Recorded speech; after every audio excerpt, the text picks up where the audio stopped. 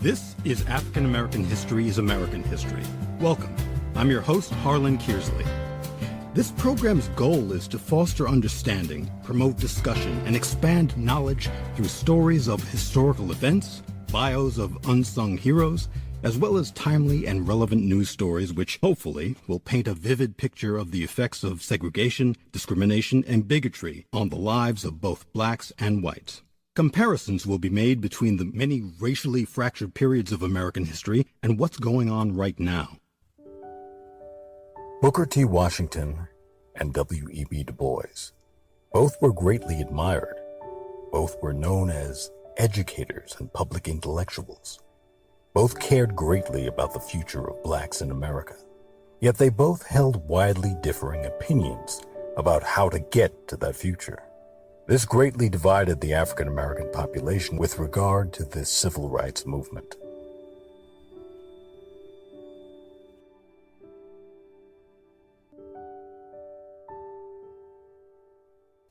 Booker Talifer Washington was an educator, author, orator, and advisor to presidents of the United States. He was born April 5th, 1856, to a slave family in Virginia, just a few years before the start of the Civil War. When he was 9 years old, he and his family were freed by the Emancipation Proclamation. As a young man, he enrolled as a working student at the Hampton Institute.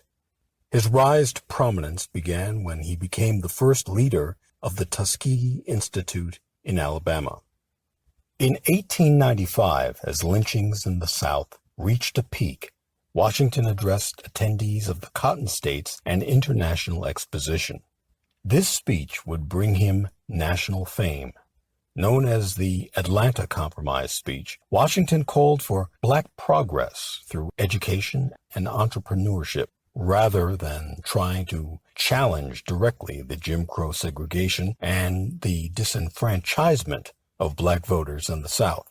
Mr. President and gentlemen of the Board of Directors and citizens, 1/3 of the population of the South is of the Negro race. No enterprise seeking the material, civil, or moral welfare of this section can disregard this element of our population and reach the highest success. I must convey to you, Mr. President and Directors, the sentiment of the masses of my race when I say that in no way have the value and manhood of the American Negro been more fittingly and generously recognized and by the management of this magnificent exploration at every stage of its progress. It is a recognition that will do more to cement the friendship of the two races than any occurrence since the dawn of our freedom.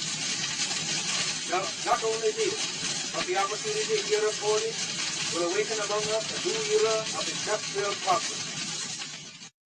He called for Southern whites to provide industrial and vocational education and legal protection for Southern blacks. In return, Southern blacks would tolerate discrimination, segregation, and racist behavior and would not demand the right to vote. Washington stressed that the only way for Southern whites to truly accept African Americans as productive members of American society was for them to be trained in useful occupations. Needless to say, this speech was something Southern whites could begrudgingly accept. In 1901, Washington wrote his autobiography, Up from Slavery. This book describes his personal experience of having to work to rise up from the position of a slave child during the Civil War to the difficulties and obstacles he overcame to get an education, and his efforts to help black people and other disenfranchised minorities learn useful, marketable skills in order to work to pull themselves up by their own bootstraps. Booker T. Washington died November 14th, 1915, in Tuskegee, Alabama, at the age of 59.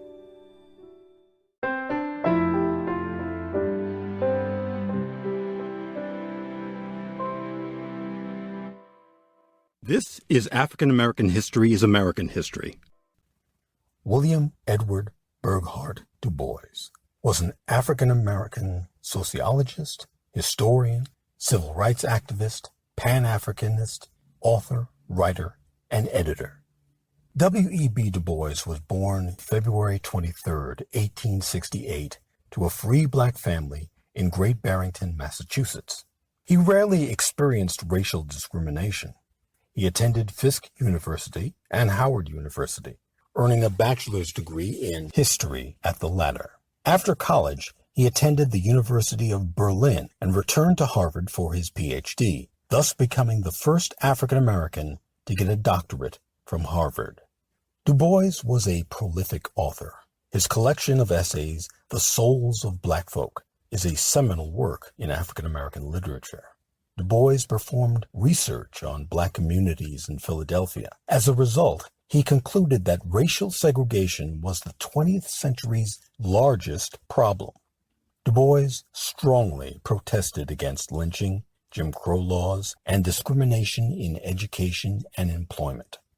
Du Bois opposed Booker T. Washington's Atlanta Compromise, which, by the way, was the title Du Bois gave Washington's address because it was insufficiently committed to the pursuit of social and political equality. Instead, Du Bois insisted on full civil rights and increased political representation, which he believed would be brought about by the African American intellectual elite. He stressed advanced education in order to achieve these gains.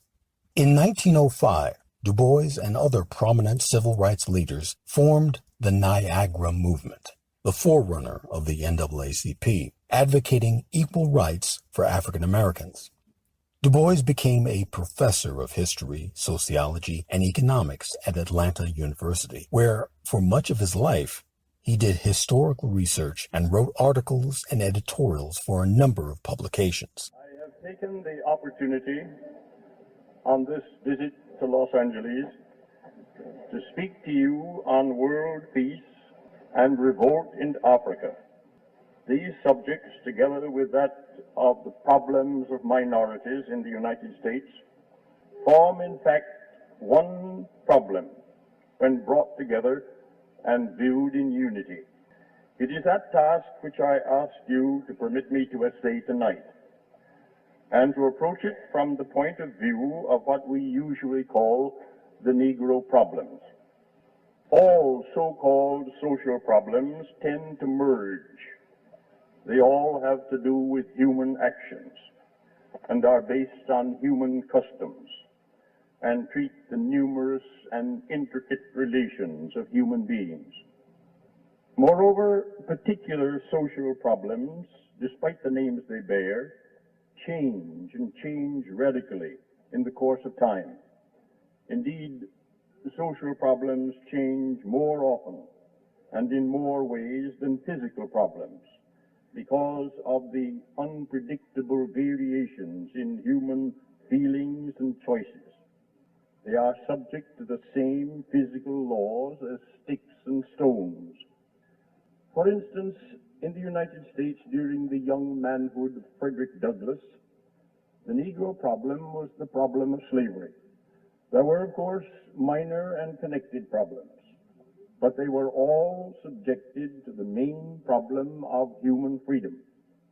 Then rather suddenly, between 1863 and 1876, the Negro problem became a problem of political enfranchisement and party government, which rapidly descended into race war, leading to temporary attempts to grapple with problems of work and education, but finally ending in practical disfranchisement of the entire Negro race in the South in 1876.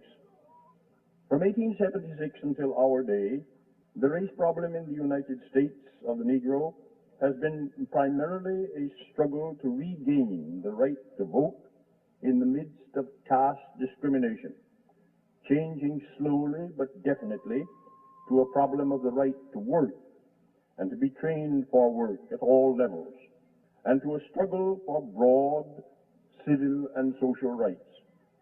Most of you, I think, assume that this is still the Negro problem. But you must be warned that it is not wholly or mainly that now. That the reason that it is not is because of the fundamental changes now spreading over the whole world.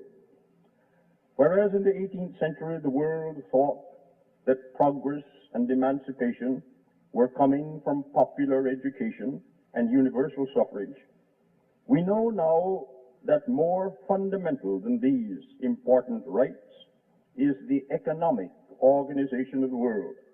That is, the way in which the labor of human beings is organized to satisfy human needs.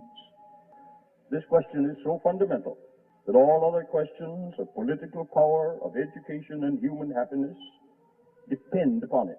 While I am sure most of you realize this worldwide change of emphasis, I doubt if you see how this affects the Negro problem in the United States, because most American Negroes of education and property have long since oversimplified their problem and tried to separate it from all other social problems. They conceive that their fight is simply to have the same rights and privileges as other American citizens. They do not for a moment stop to question how far the organization of work and distribution of wealth in America is perfect. Nor do they for a moment conceive that the economic organization of America may have fundamental injustices and shortcomings which seriously affect not only Negroes, but the whole world. Just as Booker Washington in his day assumed that American ideals were complete and right, that all we had to do was to fight to imitate and attain them, so today we Negroes are largely quite swept away by the miracles of American industry, the huge accumulation of wealth, and the conspicuous expenditure which we find about us. Our idea of heaven is to be rich Americans, to make the kind of show in home, dress, and automobiles that is so popular in America, and to suffer in our effort to do these things, that we should be able to do them with no discrimination on account of race or color. This is dangerously short-sighted. We American Negroes are part of the working force of the world. Not only do we represent an important segment of the American working class, but also of the working classes of Europe, Asia, and Africa, and the other Americas. His efforts culminated in the Civil Rights Act of 1964, passed after his death on August 27, 1963, in Ghana, at the age of 95. W.E.B. Du Bois and Booker T. Washington had very different views about their culture and country. Du Bois, being born in the North and studying in Europe, was fascinated with the idea of socialism and communism.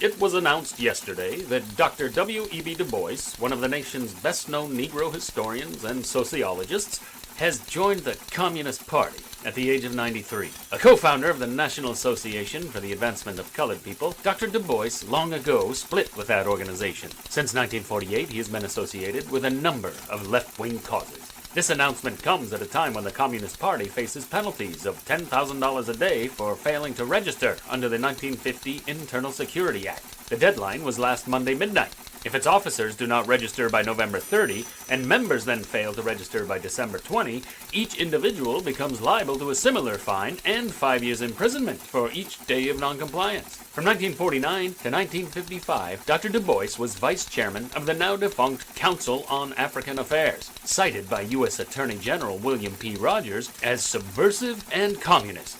A Communist Party spokesman said he had sent his application to join on October 1 from his Brooklyn home. Since then, he has been in Ghana, the spokesman said, as head of a Ghana secretariat, planning a new Negro encyclopedia. For years, Dr. Du Bois has attacked the Democrats, Republicans, and Socialists.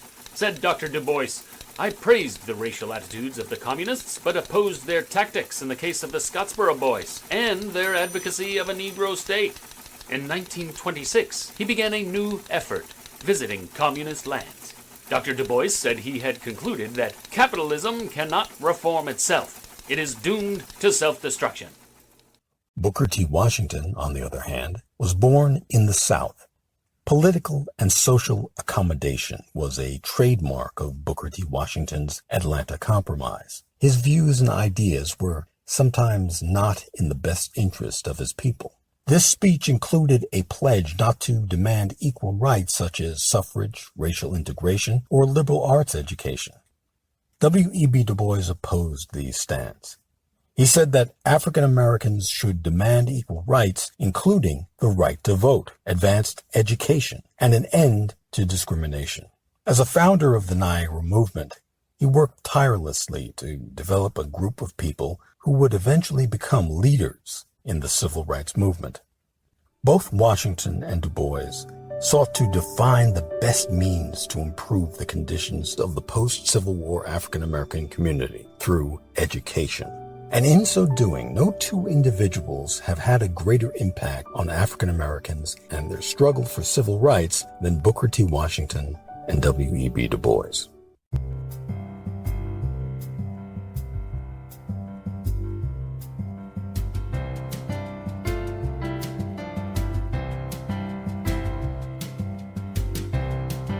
This has been African American History's American History. The episode you've been listening to, Booker T. and W.E.B. Different Paths to Civil Rights, was written and directed by Harlan Kearsley, with Jeffrey Schubert as the reporter. I'm Harlan Kearsley, and on behalf of everyone here at African American History's American History, thank you for listening. And if you haven't done so, please subscribe. Once you do, you'll be notified as soon as new episodes are posted. Thanks again.